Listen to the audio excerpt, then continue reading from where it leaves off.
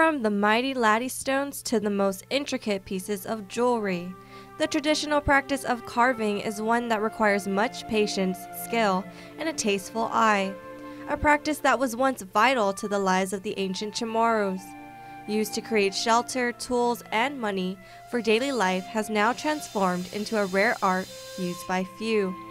Sina Greg Pangelinan first taught himself to carve when he was just 13 years old, and originally it was just to pass the time. When I was, doing a land surveyor way back during my younger age, so I started carving, doing carving on a big trunk, big trees, like that.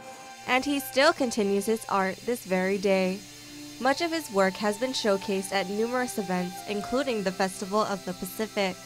His attention to detail and intricate pieces have been widely acclaimed, awarding him with the title of Master Carver in 2010. I guess, just the work that I do, like I first started with bone. I make a bone village out of cow bone. Then I started working with the giant clams, making sinahis, making everything, anything that comes into my mind. Then I become a blacksmith.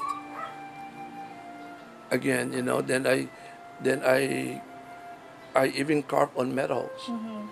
Yeah, that's why I guess that's why I become a master carver. Bone, clamshells, basalt, horns, coconut, just a couple of the raw materials used to carve, all of which he uses to teach his apprentices, including his own son, Greg Pangelinan. He was inspired by his father to learn the trade 8 years ago and even creates his own pieces. I make like sinais, plumeria flowers, hooks. There's plain hooks, and then there's some with like guam on it, or latte stones, whatever I can come up with. The end result is beautiful, but as he puts it, that's because of the laborious work that comes with it. He shows us his process step by step. All the step goes is, once I get my clam up on my cutter, my 14-inch cutter, I'll cut into slabs.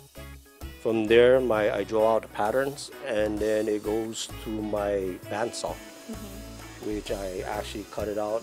From there, I'll take my cut pieces, like let's say I had finished cutting this out with the bandsaw. Then I would use this machine to actually round off the edges. So from there, once it's done, I would sand it with 6 sandpapers. I'll take it to my buffer. Once I get that shined up, I take it to my beating table. While the tools of carving have changed, the finished product is still an amazing work of art. And like his father had once taught him, he's keeping tradition and teaching his daughter Amber, who helps inspire his designs. I asked her, Nan, you need to help me out. You need to help me figure out what we can add to the hook to make it more, unique. A fine arts major at the University of Guam, Amber has been practicing carving for 2 years now. For me, I don't really speak the language, and sometimes I feel a little embarrassed. But sometimes I feel connected to my culture from learning how to carve. Though she admits it can be difficult, she wants to continue as well. When I do graduate from UOG, I plan to be more engaged in what my dad does and hopefully stick to it. For the Pangelinans, carving is a family affair and a way to feel connected to their Chamorro heritage. And I'm glad that my son passed it down. This is what I call now passing it down from me, my son, and to my granddaughter. Reporting for Celebra y Chamorro, Guahu si Kiani Mendiola, Dan Biba Mes Chamorro.